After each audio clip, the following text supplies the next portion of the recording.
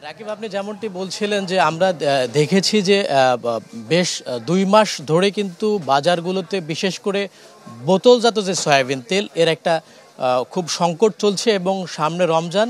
এখন পর্যন্ত কিন্তু বাজারগুলোতে পুরোপুরি এই তেল সরবরাহ বাড়েনি এবং গত ২-৩ দিন আগে যারা উৎপাদক এবং যারা ব্যবসায়ী রয়েছেন তেল উৎপাদন করেন তারা কিন্তু বলছেন যে আমরা গত ডিসেম্বরের তুলনায় জানুয়ারিতে এবং এই সময়টাতে এসে ৩০-৩৫% তারা তেল সরবরাহ বাড়িয়েছেন। কিন্তু আমরা যে বাজারগুলো ঘুরে দেখেছি যে এখানকার বেশিরভাগ যারা বিক্রেতা রয়েছেন এবং যারা ক্রেতা রয়েছেন তাদের অভিযোগ যে তারা চাহিদা মতো তেল পাচ্ছেন না এবং অনেক ক্ষেত্রে বাড়তি দামে কিন্তু এই ভোজ্য তেল কিনতে হচ্ছে।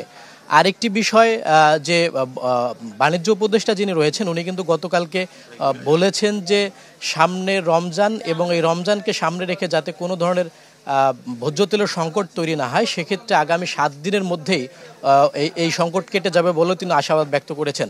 এবং আমরা বিভিন্ন বিক্রেতা এবং ক্রেতার সাথে কথা বলেছি যারা খুচরা পর্যায়ে বিক্রি করেন, তারা বলেছেন যে কিছু অসাধু ব্যবসায়ী এবং কিছু ডিলার যারা ইচ্ছে করেই বাজারে তেলের সরবরাহ না দিয়ে তারা মজুত করছেন এবং সেই কারণে কিন্তু সংকট তৈরি হচ্ছে।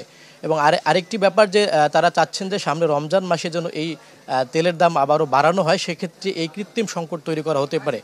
আর সবজির খবর যদি আপনাকে জানাতে চাই, সেক্ষেত্রে আমরা দেখেছি যে এখন আলু বিক্রি হচ্ছে 15 থেকে 20 টাকায়, পেঁয়াজ 40 থেকে 50 টাকায়।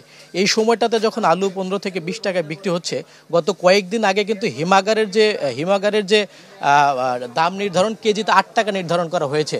তো যারা ব্যবসায়ী রয়েছেন এবং যারা ক্রেতা রয়েছেন তাদেরকে হয়তো সেপ্টেম্বর, অক্টোবর, নভেম্বর এই সময়টা দিকে গিয়ে আলুর যে সংকট তৈরি হয় সেটা যাতে না হয় সেই ব্যাপারেও দৃষ্টি দেওয়ার আহ্বান করেছেন অনেকেই।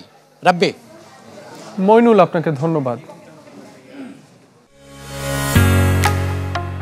ঢালাইয়ের সেরা প্রিমিয়ার সিমেন্ট।